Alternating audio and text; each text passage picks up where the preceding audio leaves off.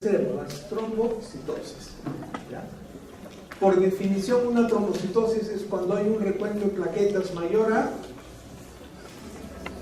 450, ¿no es cierto? Miren qué hermoso esta microfotografía electrónica, cómo alrededor de los vasos los trombocitos van haciendo. ¡Wow! Maravilloso, ¿verdad? El hemoblasto, hemocitoblasto, se va a diferenciar en megacariocito, perdón, el megacarioblasto. Estos megacarioblastos van a dar los megacariocitos y ahí salen los trombocitos con plaquetas. Hablaremos de trombocitosis cuando hay un recuento de plaquetas de mayor a 450.000 plaquetas sobre el microbio. A diferencia de la trombocitopenia, el riesgo es de trombosis, ¿no es cierto? Cuanto mayor número de plaquetas, hay el riesgo de trombosis. Pero no todas las plaquetas son funcionales, también hay un riesgo de hemorragia.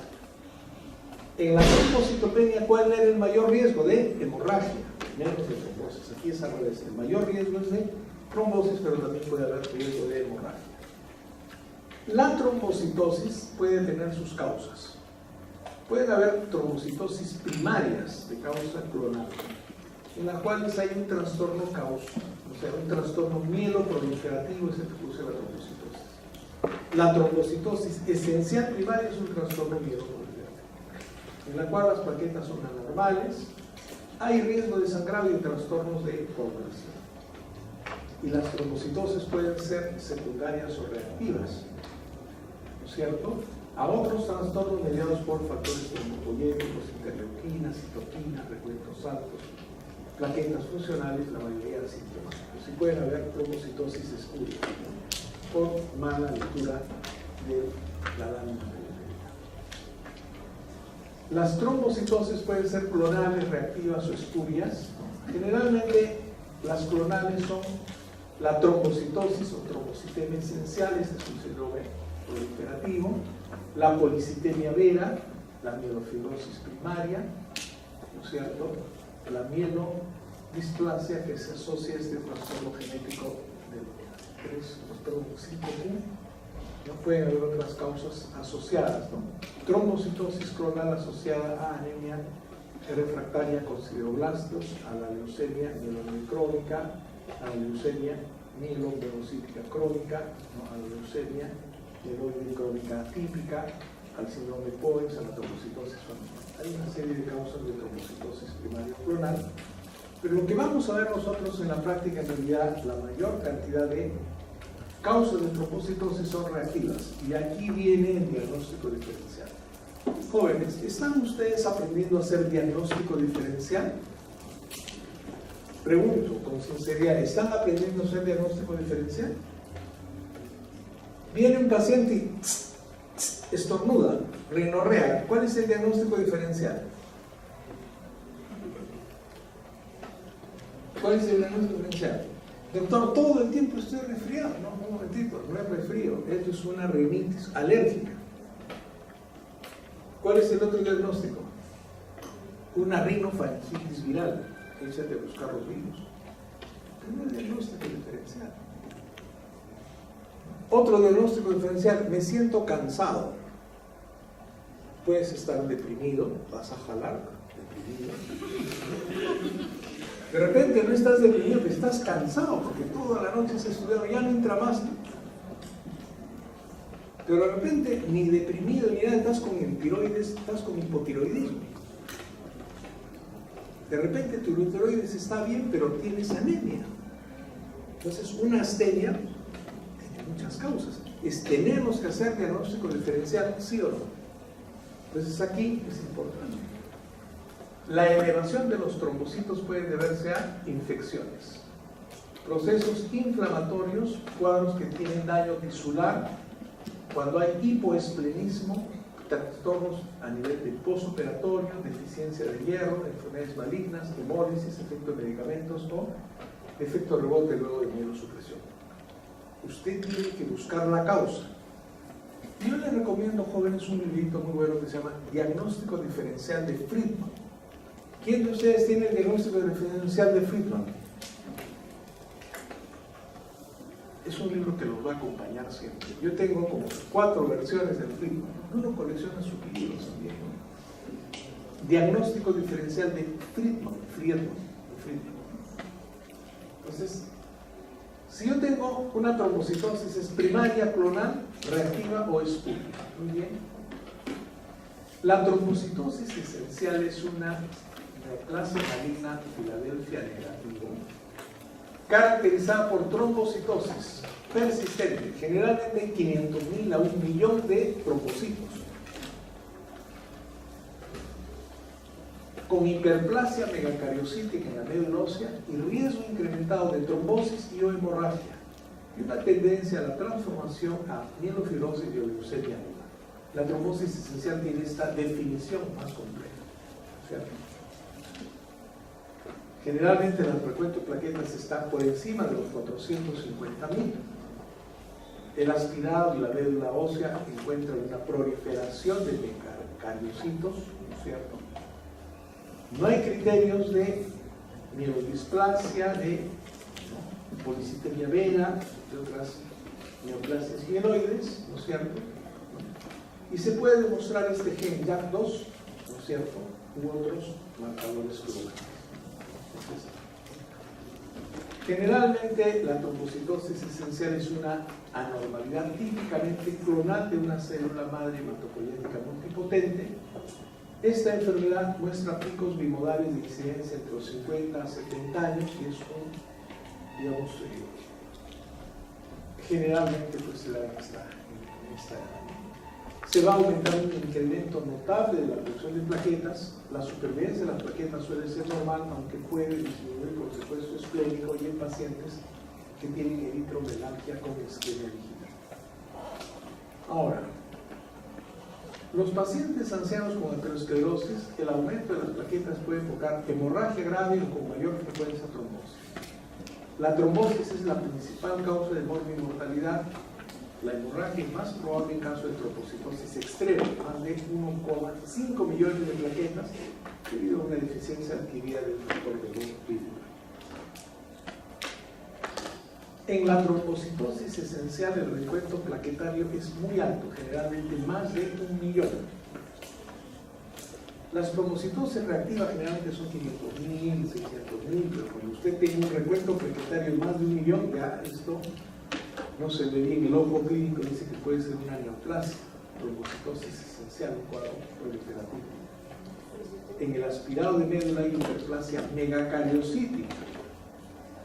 Hay la mutación del gen B617F del gen JAK2 hasta un 50%. Y vemos que los que van a dedicarse a la hematología tienen que saber no solamente clínica, sino laboratorio, entrar un poco en la genética. Es interesante, ¿eh? Estaba pensando de repente, ¿no?, si volvieran a hacer ser internista hematólogo, interesante, porque te vas acercando pues a la genética, ¿no es cierto? No existe un marcador específico. Es importante, antes de hablar de una trombosis esencial, ver si hay causas secundarias, si hay cuadros mieloproliferativos crónicos, mielodisplásicos o trombocitemia reactiva por esplenectomía. La Organización Mundial de la Salud en 2016 puso criterios mayores y menores para un paciente que tiene trombocitemia esencial. Trombocitosis persistente más de 450.000. Ojo, si usted tiene 1.000.000, casi fijo que es una trombocitosis esencial. La biopsia medular, megacariocitos maduros y de gran tamaño, con un núcleo interlobulado sin incremento significativo de dirección izquierda de la hematopoiesis, ausencia de evidencias en un criterio de la OMS de policitemia vera, mielofibrosis primaria, leucemia mieloide crónica o síndrome mielodisplásico, y demostración de la mutación del gen JAK2 B617, otro gen, ¿no?, de mutación CALR o MPL, pero el JAK2 es el más conocido. Y puede haber un criterio menor, la presencia de un marcador clonal, ausencia de evidencia de trombocitosis reactiva o secundaria.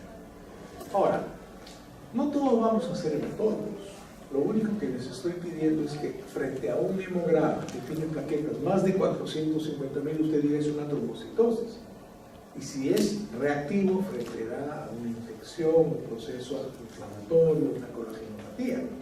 Pero si no hay nada de esto y me viene más de 1 millón, ustedes tienen que pensar que hay un cuadro que se llama trombocitosis esencial, ¿no es cierto? Gran cantidad de plaquetas.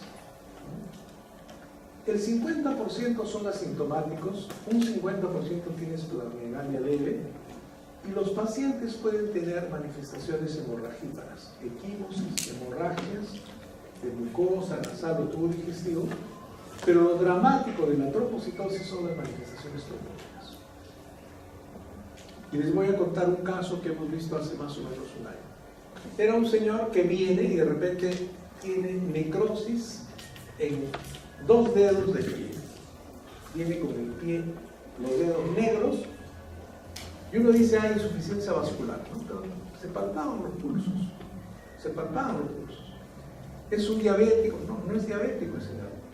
Hemograma, 1 millón de plaquetas. Este trastorno de incremento del número de plaquetas, esta trombocitosis severa, porque tenía más de 1 millón, explicaba el trastorno trombótico. Los pacientes pueden tener isquemia digital, isquemia miocárdica, isquemia cerebral, trombosis venosa profunda, trombosis de la circulación portal hepática, embolismo pulmonar o oclusión de la arteriovena central de la retina. El paciente no va a venir, doctor, tiene una trombocitosis esencial y un otro trombótico. No, el paciente, ¿cómo va a venir? Se puso negro el dedo del pie, tiene dolor intenso, viene con un infarto de miocardio. La mayoría de los infartos son por oclusión arteriosclerótica, pero él tiene una trombocitosis esencial. Va a venir con un accidente cerebrovascular, va a venir con una trombosis venosa profunda. Pero ¿qué es lo que te va a acercar al diagnóstico de trombocitosis esencial? El hemograma, con unas plaquetas por encima de los 450.000 y de manera típica cercano al millón, ¿no es cierto? Los pacientes con trombocitosis van a tener cefalea, adormecimiento de manos y pies, formación de úlceras en la piel de manos y pies. ¿Por qué se forman las úlceras? Tengo 2 úlceras en los tobillos igualitas. ¿Por qué? Pero usted se ha caído, se ha rascado. El paciente puede tener fenómenos trombóticos. ¿Se acuerdan la púrpura trombocitopénica trombótica? El paciente puede tener cefalea, adormecimiento de manos y pies, formación de úlceras en la piel de manos y pies, sangrados en la piel. ¿Pero cómo? ¿La trombocitosis me da sangrado? También me da sangrado, porque no todos los trombocitos son funcionales. Puede haber sangrado digestivo, sangrado de encías, sangrado de nariz, sangrado respiratorio. Yo no voy a pensar que la medicina es ilógica. Si yo tengo a alguien con sangrado, lo primero que pienso es una trombocitopenia. Pero si encuentro que hay una trombocitosis, sé que también pueden darse esos fenómenos. Pero me va a preocupar no solamente el sangrado, sino los infartos o trombosis en cualquier zona, ¿no es cierto?, en caso que las plaquetas sean sanas. Entonces, estos pacientes tienen alto riesgo de hacer no solamente sangrado, sino infartos o trombosis. Y esto es lo dramático de esta enfermedad, que por cierto es rara. Se pueden presentar oclusiones microvasculares en el 30-40% de los pacientes, cefaleas, parestesias, eritromelalgia, ¿no es cierto? Amaurosis fugaz por oclusión de la vena central de la retina, síncopes, dolor torácico atípico, lívidos reticulares, ¿no?, por trastorno circulatorio. La eritromelalgia, y muchas veces vemos de manera muy dramática este tipo de problemas, ¿no? Entonces, dentro del diagnóstico diferencial de un paciente que tiene el dedo necrosado, es una insuficiencia vascular, es una vasculitis, es una oclusión aterotrombótica, es una oclusión embólica, pero también puede ser por una oclusión debido a una trombocitosis esencial. Si usted tiene un paciente que tiene un dedo negrito y tiene una hipercolesterolemia, es un fumador, de obeso, hipertenso, es factor de riesgo cardiovascular. En este paciente tendría que tener plaquetas normales, aumentadas o disminuidas. Normales. Pero si el paciente no es diabético, no es hipertenso, no es reumático, no tiene factores vasculares, pero tiene una necrosis distal y tiene una trombocitosis. El diagnóstico es una trombocitosis esencial que se asocia a el fenómeno de trombosis distal, ¿cierto?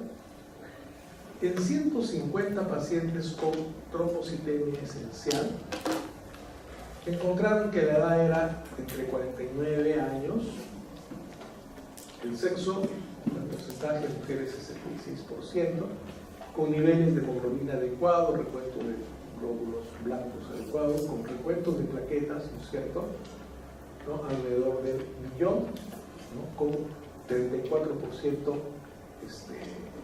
esplenomegalia palpable, ¿no?, hasta un 45% asintomáticos al inicio, 13% con trastornos vasomotores, historia de pérdida fetal en 11% en las mujeres, de trombosis el 21%, de hemorragia el 9%, con una citogenética normal en un 87% y la mutación del gen JAK2 hasta un 48%. ¿no? Cardiocito enorme. La trombocitosis esencial. Las decisiones sobre tratamientos se basan en el riesgo que tienen los pacientes de formar coágulos o padecer complicaciones hemorrágicas. Si el paciente tiene, hay que evaluar antecedentes de coágulo, trombosis venosa, profunda, tromboembolismo pulmonar, factores de riesgo cardiovascular, tales como hipercolesterolemia, diabetes, tabaquismo, obesidad e hipertensión. Estos son pacientes de alto riesgo, pacientes de edad avanzada. Cuando el conteo de plaquetas es muy elevado, más de 2 millones de plaquetas por microlitro de sangre, o cuando hay consumo de dosis estanca de aspirina u otro fármaco antiinflamatorio no esteroideo. Se da hidroxiduria, que es un mielosupresor para inhibir la producción de células sanguíneas de la médula. Se puede usar como terapia inicial en la trombocitosis esencial, la hidroxiduria, o el anagrelil, que es un inhibidor de la maduración de los megacariocíticos. Ahora, generalmente hecho el diagnóstico, uno pasa al hematólogo para que maneje su hidroxiduria y el anagrelil. Uno que es un agente que inhibe la producción de células sanguíneas, se puede usar como terapia inicial para la trombocitosis esencial. La hidroxiduria puede tener éxito en disminuir el conteo de plaquetas, y el inhibidor de la maduración de los megacariocíticos tiene una tasa de éxito del 80-90%, y debido a sus pocos efectos secundarios es tratamiento de elección para mantenimiento en jóvenes con cifras adecuadas de trombocitos, ¿no? Algunos efectos secundarios pueden ser la retención de líquidos, que exacerban problemas cardíacos o hipertensión arterial, cefalea, mareo, náuseas, etc. También se puede utilizar el interferón alfa como un inmunosupresor, que presenta altas tasas de éxito, pero sus reacciones adversas, ¿no?, pueden limitar la utilización. Ahora, los hematólogos tratarán, ¿no?, con interferón alfa las gestantes con trombocitosis esencial. Obviamente son casos bastante raros. Los pacientes con trombocitosis esencial deben utilizar dosis bajas de aspirina, ¿no?, siempre con la idea de que hay que ver el beneficio versus riesgo, porque por un lado evita la formación de trombos, pero cuando hay trombocitosis puede incrementar el riesgo de sangrado. Eso lo tenemos que valorar. En algunos casos, la plaquetoferesis es un proceso que se emplea para extraer las plaquetas de la sangre del paciente y luego devolverle el plasma. En situaciones de emergencia con trombocitosis esenciales, en centros altamente especializados se podrá proceder a la plaquetoferesis, ¿no? En resumen, la trombocitemia esencial se caracteriza por un incremento notorio de plaquetas, hiperplasia megacariocítica y una tendencia tanto a la hemorragia como a la trombosis. Los signos y síntomas pueden consistir generales en debilidad, cefaleas, parestesis, hemorragia, puede haber esplenomegalia y eritromegalia con isquemia. También es bien digamos, severo. Uno tiene que rápidamente dar diagnóstico, hacer el tratamiento para evitar la isquemia digital o la isquemia cerebral, coronaria, renal, etc. Una trombocitosis esencial, el diagnóstico se basa en un recuento de plaquetas de más de 450.000 microlitros. Cuando ya hacemos el diagnóstico florido con el paciente con trastorno de sangrado o de obstrucción vascular, generalmente puede estar alrededor del 1.000.000. La masa de eritrocitos es normal, el hematocrito es normal, en presencia de depósitos adecuados de hierro. Generalmente debe descartarse para decir que es una trombocitosis esencial que no haya miofibrosis, que no haya cromosoma Filadelfia y cualquier otro trastorno capaz de producir trombocitosis, ¿no? Jóvenes, de manera muy sencilla, si usted tiene un paciente con trombocitos mayores a 450.000, piense si esto es una causa primaria o una trombocitosis secundaria. Lo más frecuente es la secundaria, que hay infecciones, enfermedades reumatológicas, hay enfermedades también hematológicas, pero si no hay nada de eso y usted tiene una trombocitosis muy severa de 1 millón, en la cual el paciente tiene sangrados y trombosis, ¿cómo se manifiesta la trombosis? El paciente, y esto les causa mucha gracia, no te dice, doctor, vengo con una trombosis, ¿no? Se puso negrito el dedo, le ha salido unas úlceras, ha hecho un infarto, ha hecho una hemorrosis fugaz, ha tenido una cefalea muy intensa con cierta focalización, entonces puede ser una trombosis a nivel cerebral, ha hecho un infarto endocardio, ¿cierto? Sin mucho factor de riesgo, porque una trombocitosis tremenda, ha hecho un infarto endocardio, ha hecho un trastorno de infarto renal, pero no era trombótico, no tenía una fibrilación, pero tenía su trombocitosis. Entonces tenemos que tener en cuenta que cuando la trombocitosis ya es elevada, más de 1 millón, ya hay que ver que sea una causa de un trastorno proliferativo hematológico, y si completamos los criterios de trombocitosis esencial, los tratamientos, la hidroxiuria, la inagrilide, ¿no es cierto?, el interferón en casos gestantes y también la plaquetoferesis. Jóvenes, hasta aquí hemos dado con hematología y bueno, yo creo que vamos a descansar un poquito y ojalá gane bien. Muchas gracias.